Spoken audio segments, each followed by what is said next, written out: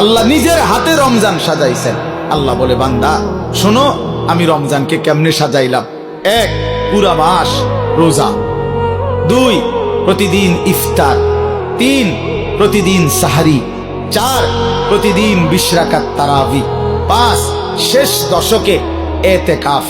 6, শেষ দশকের বেজর রাত্রিতে শবে কদর। এরপরে 7, একটা নফল একটা ফরজের সমান। 8, একটা ফরজ 70টা ফরজের সমান।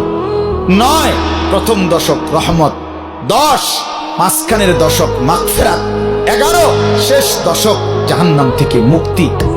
আল্লাহ বলেন, জান্নাতের দরজা খুলে দিলাম, জাহান্নামের দরজা বন্ধ করে দিলাম, সমস্ত শয়তানগুলোকে শেকলে বন্দী করে দিলাম, চারিদিক দিয়া গোলাইয়া সব গুছাইয়া বান্দা রাস্তা কেবল একটাই খোলা, দরজা কেবল একটাই খোলা।